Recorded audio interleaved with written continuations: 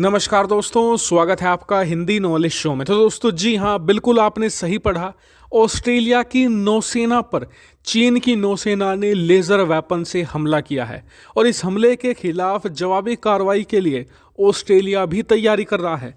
वहीं भारत के लिए ये एक बहुत चिंताजनक खबर है, क्योंकि अभी तक चीन अपनी नौसेना का इस्तेमाल सिर्फ घुसपैठ के लिए करता था, दूसरे देशों की समुद्री सीमाओं का उल्लंघन किया करता था, उन्हें डराया धमकाया करता था। लेकिन अब चीन हमलावर हो चुका है। वहीं सावधानी के साथ साथ भारत के लिए ये एक बड़ी खुशखबरी भी है। खुशखबरी इसलिए कि अब से एक हफ्ते पहले ही क्वाड की एक बहुत बड़ी मीटिंग हुई थी, जिसमें भारत, ऑस्ट्रेलिया, अमेरिका और जापान के विदेश मंत्रियों ने चीन के खिलाफ रणनीति बनाई थी।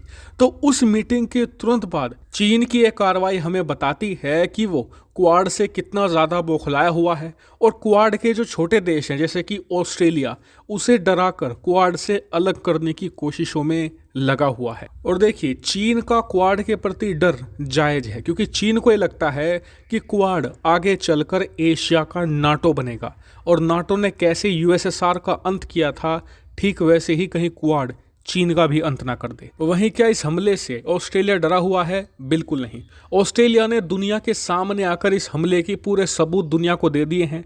ऑस्ट्रेलिया ने बताया कि उसकी नौसेना का P-8I पोसाइडन नाम का एयरक्राफ्ट, जी हाँ, स्क्रीन पर आप इसे देख सकते हैं, भारतीय नौसेना भी इसे इस्तेमाल करती है और ये एक अमरीकी एयरक्राफ्ट है और इसका इस्तेमाल दुश्मन की जासूसी करने के लिए और अपनी समुद्री सीमाओं की रक्षा के लिए मेनली किया जाता है। ऑस्ट्रेलिया भी वही कर रहा था। उसे डर था कि चीन उसकी सीमा में कहीं घुसपैठ ना कर दे, इसीलिए ये एयरक्राफ्ट अपने रेगुलर फ्लाइट पर था।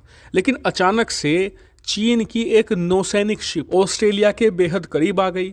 उस शिप का पता लगाया इस एयरक्राफ्ट ने और ये उसके पास जाने लगा। लेकिन जैसे ही ये एयरक्राफ्ट उसके करीब पहुंचा, उस नौसैनिक शिप से चीन के सैनिकों ने लेज़र फायर कर दी। वहीं ऑस्ट्रेलिया ने प्रॉपर सबूत देते हुए ये बताया है कि जो लेज़र फायर की गई थी वो एक डेजलर लेज़र वेपन थी और इस डेजलर वेपन का इस्तेमाल किया जाता है दुश्मन को अंधा करने के लिए। जी हाँ, जिसकी तरफ इसे फायर किया जाता है वो अंधा हो जाता है, कई बार वो अपने होश भी खो बैठता है।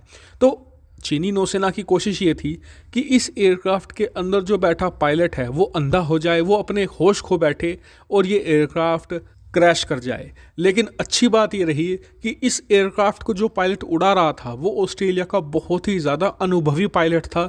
उसने किसी तरीके से अपने आप को संभाला और इस एयरक्राफ्ट को सुरक्षित रूप से लैंड करवा लिया। और आपको बता दूं कि ये सुरक्षित रूप से बच गया, इसी वजह से चीन के हमले का पता भी चल गया। वरना अगर ये क्रैश हो जाता तो ना तो कोई सबूत मिलता, ना ही किसी प्रकार का वहां पर सुराग मिलता कि कैसे ये क्रैश हुआ है। ऐसे में इसे एक दुर्घटना माना जाता और चीन पाक साफ बच निकलता। लेकिन चीन की ये चोरी पकड़ी गई है। वहीं ऑस्ट्रेलिया ने यह कहा है कि अगर हमारा एयरक्राफ्ट क्रैश कर जाता और हमें किसी तरीके से पता चल जाता कि ये चीन की करतूत है तो हम इसे एक्ट ऑफ वॉर मानते। लेकिन आपको बता दूं कि चीन ने बहुत सोच समझकर डेजलर लेजर वेपन से ही हमला किया है। उसका कारण ये कि एक तो सबूत नहीं कुछ छोड़ता पीछे, दूसरा कारण ये कि अगर पता भी चल जाए तो चीन के खिलाफ कार्रवाई होना बहुत मुश्किल है। जो यूनाइटेड नेशन है और इसके अलावा दुनिया भर की जितनी भी युद्ध संधियां हैं, कहीं पर भी ये बात नहीं लिखी है कि लेजर वेपन से हमला युद्ध अपराध माना जाएगा या युद्ध की शुरुआत मानी जाएगी।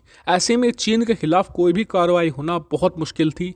और इसी बात को ध्यान में रखते हुए ऑस्ट्रेलिया, अमेरिका भी, क्योंकि अब से कुछ महीने पहले अमेरिका पर भी ऐसा ही हमला हुआ था, तो ये सब देश मिलकर अब लेज़र वेपन को भी एक युद्ध अपराध की श्रेणी में रखने जा रहे हैं। यानी कि चीन की हरकतों पर लगाम लगाई जाएगी। लेकिन इस पूरे मामले से हमें दो बहुत ही महत्वपूर्ण बात पता चली है। पहली ये कि चीन अब डरावना नहीं रहा, चीन अब हिंसक भी हो चुका है।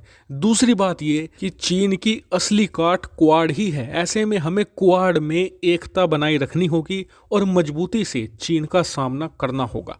हालांकि इस पूरे मामले पर आपका क्या मानना है कमेंट करके जरूर बताएगा। फिलहाल इस वीडियो में इतना ही। Thank you very much for watching video.